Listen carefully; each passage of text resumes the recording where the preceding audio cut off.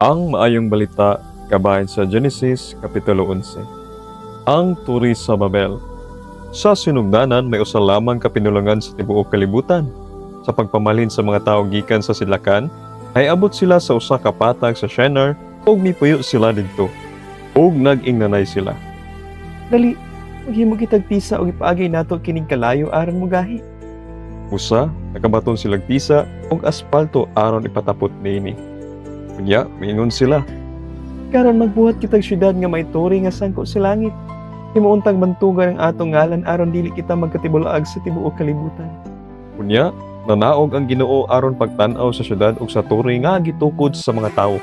Ug miingon ang Ginoo.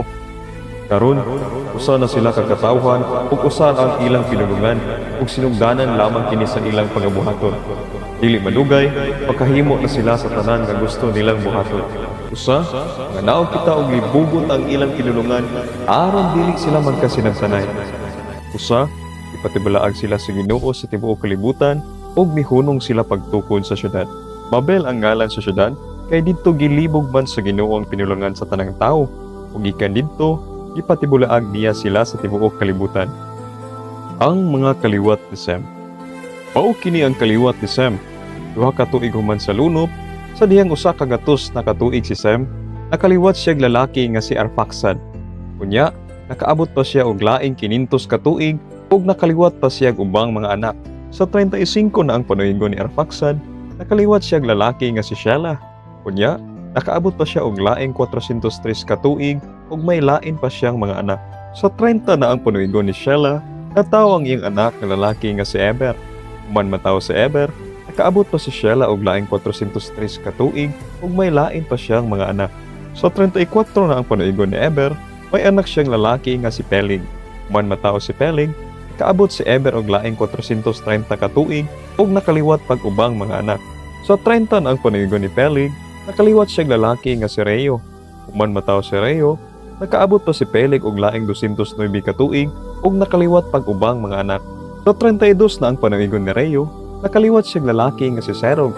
Human niini, nakaabot pa si Reo og laing 207 ka tuig ug nakaliwat pag ubang mga anak. Sa 30 na ang panuigon ni Serog, nakaliwat siyang lalaki nga si Nahor.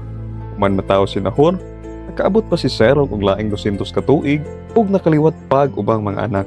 Sa 29 na ang panuigon ni Nahor, nakaliwat siyang lalaki nga si Tera. Human niini, nakaabot pa si Nahor og laing 119 ka tuig ug nakaliwat pag ubang mga anak. Sa lapas na sa 70 ang panuigon ni Tera, nakaliwat siyang mga lalaki nga si Abram, si Nahor ug si Haran. Ang mga kaliwat ni Tera. Mao kini ang mga kaliwat ni Tera, si Abram, si Nahor ug si Haran. Si Haran mao'y amahan ni Lot, ug si Haran namatay didto sa iyang lungsod nga natawhan nga mao ang Or sa Caldea, samtang buhi pang iyang amahan. Nangasawa si Abram kang Sarai ug si Nahor nangasawa usab kang Melka. Ang anak ni Haran nga amahan usab ni Eska. Walay anak si Sarai kay dili man siya makapanganak. Gidala ni Tera ang iyang anak nga si Abram, ang iyang apo nga si Lot nga anak ni Haran ug ang iyang umagad nga si Sarai, ang asawa ni Abram. Umibiya sila sa syudad sa Ur sa Caldea ug mipadulong sa yuta sa Kanaan.